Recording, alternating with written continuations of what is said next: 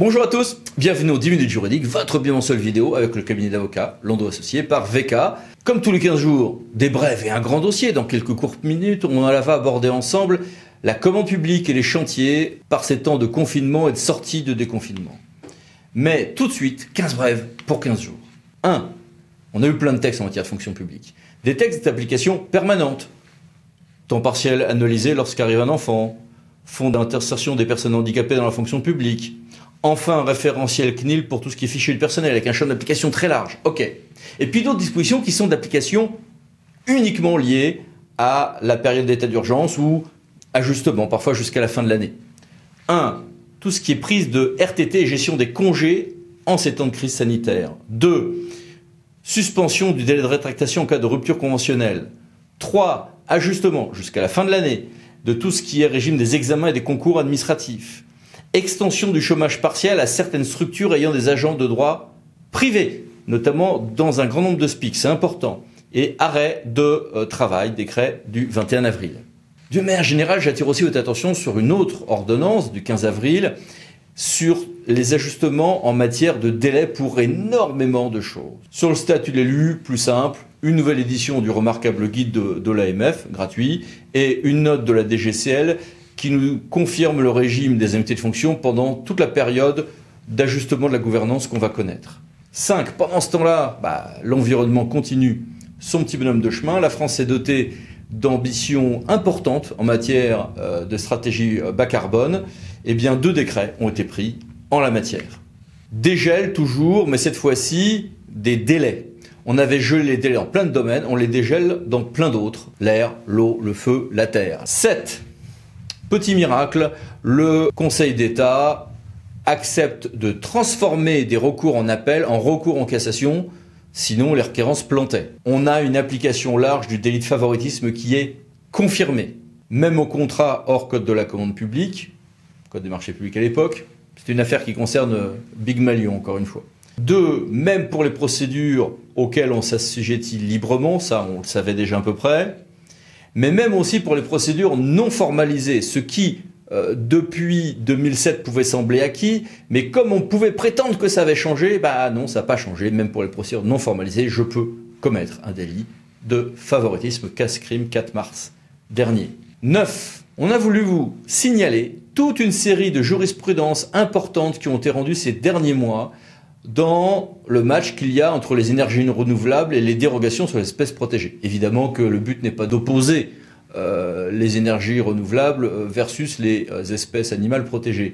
Mais parfois, il y a des arbitrages à faire en la matière. Un grand nombre d'associations d'élus ont demandé par lettre d'autres ajustements sur le FPIC, sur des assouplissements en matière de demande de dotation d'investissement, sur le réajustement des dates de report de tout ce qui est CLET pour ceux qui sont à la fiscalité professionnelle unique, les calendriers d'adoption des pactes financiers et fiscaux, des dotations de solidarité communautaire, etc. Voici la liste. Pendant ce temps-là, on prépare aussi le quotidien, et le quotidien, c'est par exemple les cérémonies du 8 mai. Vous trouverez sur le site du ministère des Armées ce communiqué qui donne un mode d'emploi. Il y a eu ensuite un débat assez vif à ce propos et l'AMF faisant des propositions de son côté à suivre. Ce qui ne peut pas attendre, en revanche, c'est la gestion des décès, nombreux en ces temps covidiens.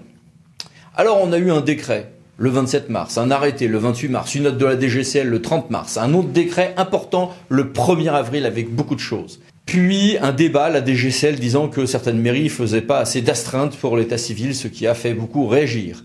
Puis d'autres assouplissements, 18 avril, certificat de décès. L'INSERM qui demande un certain nombre d'assouplissements et surtout d'une généralisation de la transmission électronique, notamment pour les certificats de décès. Le comité national consultatif d'éthique qui, le 17 avril, demande des assouplissements et une nouvelle note de la DGCL qui fait le point le 17 avril. Ouf !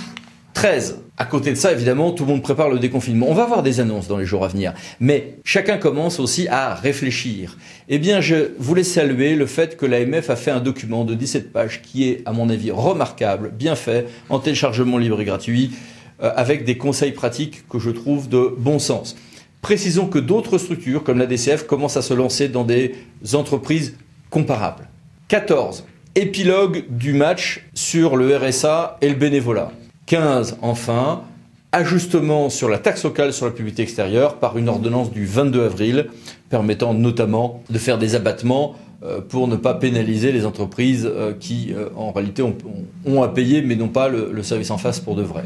Passons maintenant au grand dossier. Marché public, chantier, comment gérer la crise et comment préparer la reprise. Il y a eu, en ce domaine, énormément de choses à faire.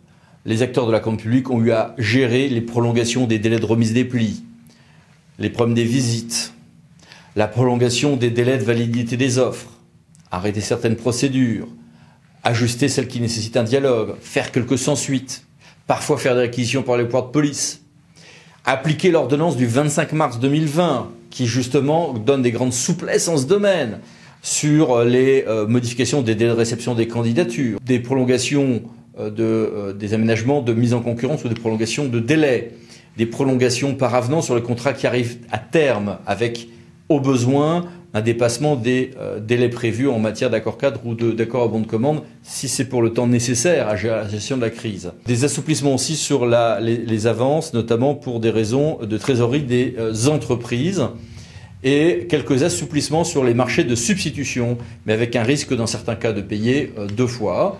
Des assouplissements sur les concessions, et puis une nouvelle ordonnance du 22 avril 2020 qui est importante pour tout ce qui est concessions et redevances d'occupation domaniale. Ouf. Et puis le problème des chantiers. Après une phase de crise, on a fini par avoir un guide, donc de l'OPBTP, qui s'est négocié entre les fédérations du bâtiment et l'État. Le problème, c'est qui va payer à la fin. Est-ce que dans les ordres de service de fin de chantier ou d'aménagement de chantier, on donnera l'impression que c'est la faute de la collectivité ou des entreprises?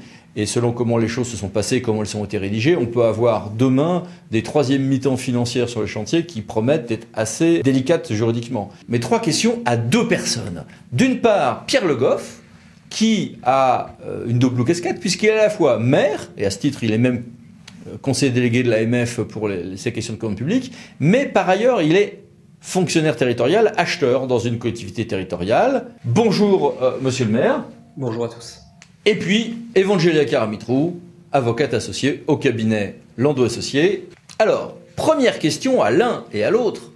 Pour les interruptions de contrats en cours ou les passations, quels sont vos conseils? Tout d'abord, monsieur le maire. Écoutez, nous, on a fait des OS d'arrêt pour les chantiers en lien avec le Covid-19.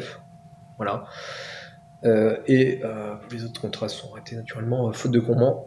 Donc notre priorité, ça a été de payer les factures pour permettre aux entreprises de partir en confinement avec le plus de trésorerie possible. On a tout simplement reporté les dates de remise de offres jusqu'au 27 avril. Après ça peut être la mi-mai, tout en se méfiant sur le fait que certains fournisseurs n'ont peut-être pas redémarré et que les entreprises ont peut-être des problèmes à trouver tout simplement les prix auprès de leurs fournisseurs. Merci. Et pour ce qui est des chantiers, on a 3 acteurs, maître d'ouvrage, maître d'œuvre, entreprise. Alors si tout le monde est d'accord, je pense qu'il faut partir le plus vite possible, en essayant de faire le plus rapidement possible l'avenant au PGCC, mobiliser le SPS, au niveau HIN, être bien. Si l'entreprise bloque par contre, il faut éviter, de mon point de vue, de forcer. Parce qu'il faut considérer qu'une entreprise a beaucoup de raisons finalement de ne pas recommencer. Il y a tout ce qui est quota d'heures au chômage partiel, il y a tout ce qui est contraintes liées au personnel, tout ce qui est garde d'enfants, voilà. Il y a les autres contraintes, la reprise des déchetteries. Il y a les fournisseurs des fournisseurs. Et en fait, il y a vraiment beaucoup de raisons de ne pas recommencer. Il y a le contexte. J'ai eu un artisan récemment qui me disait moi, je préfère le dépôt de bilan au pénal.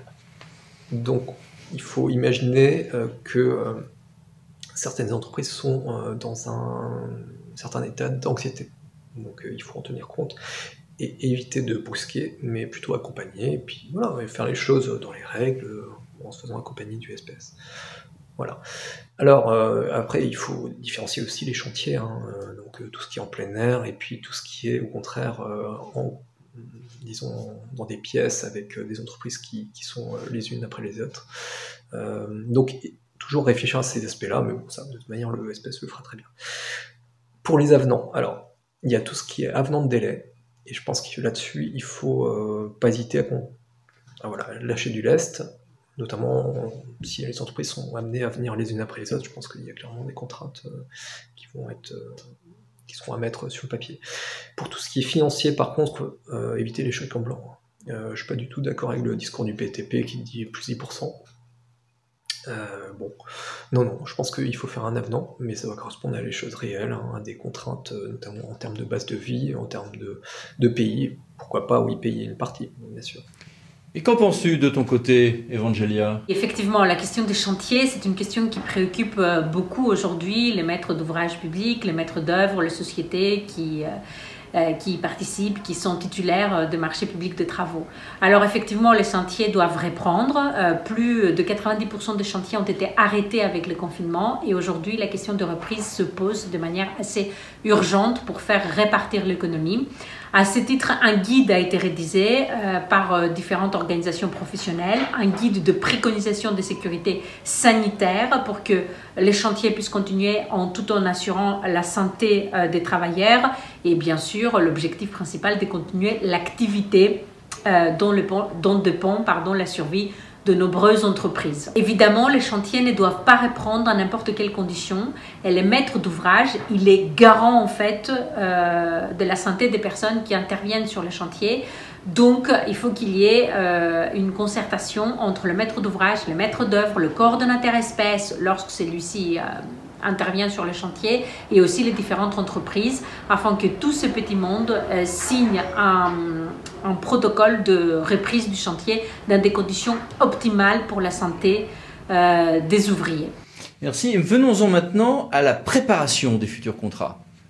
Qu'avez-vous à nous en dire? On peut considérer que, vu qu'on a arrêté les chantiers, ça reprend tranquillement, et qu'on a remis à plus tard la remise des offres pour les procédures, ce sera tout simplement une pause et puis qu'on va revenir normalement. Il faut quand même anticiper une petite surchauffe pour deux raisons, tout simplement que le temps de pause, oui, mais les marchés récurrents ils vont continuer forcément. Et il y aura l'installation aussi des nouvelles municipalités pour les communes, ce qui peut, là avec la crise, ça peut générer pas mal d'idées, notamment en termes d'achat, pour tout ce qui est circuit court, pour tout ce qui est, en tout cas, il va falloir anticiper peut-être les interrogations de certains élus. Voilà.